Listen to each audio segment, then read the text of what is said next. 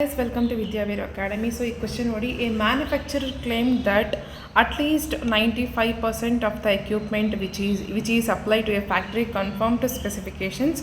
An examination of a sample of 200 pieces of equipment revealed that 182 of them were faulty.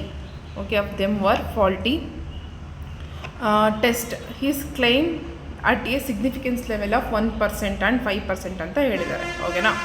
So solution ನೋಡಿ, let P be the probability of success, which being the probability of the equipment supplied to the factory conform to the specifications.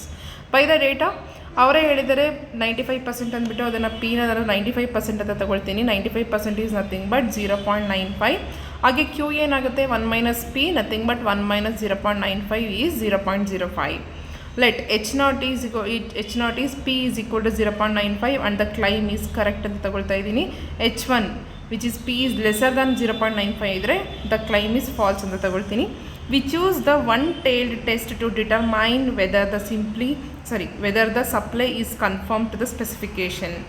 Okay, so let mu is equal to NP, ನಮಗೆ ಗೊತ್ತು n ಅಂದರೆ 200, ಅವರೇ ಕೊಟ್ಟಿದ್ದಾರೆ 200 pieces ಅಂತಂದ್ಬಿಟ್ಟು into probability correct ಅಂತಂದ್ರೂ 0.95 ಅಂತ ತಗೊಂಡಿದ್ದೀನಿ. Then sigma is equal to square root of NPQ ಅಂತ ತೊಗೊಂಡ್ರೆ ನಮ್ಗೆ ಏನಂತ ಬರ್ತಾ ಇದೆ 3.082 ಅಂತ ಬರ್ತಾ ಇದೆ. Expected number of equipments according to the specification 190. Okay, according to specification ಏನು ಬರ್ತಾ ಇದೆ ನಮಗೆ 190 ಇಲ್ಲಿ ಬಂದಿದೆ ನೋಡಿ mu.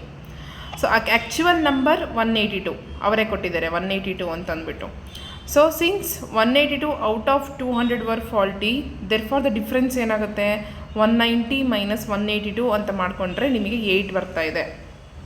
Okay, so Z is equal to x minus NP divided by square root of NPQ ಮಾಡಿದ್ರೆ ನಿಮಗೆ x minus NP ಬಂದುಬಿಟ್ಟು 8 ಬಂದಿದೆ, divided by square root of NPQ ಏನು ಬಂದಿದೆ ನಿಮಗೆ 3.082 ಬಂದಿದೆ. ಓಕೆ, ಒಂದು ಸ್ಮಾಲ್ ಕರೆಕ್ಷನು.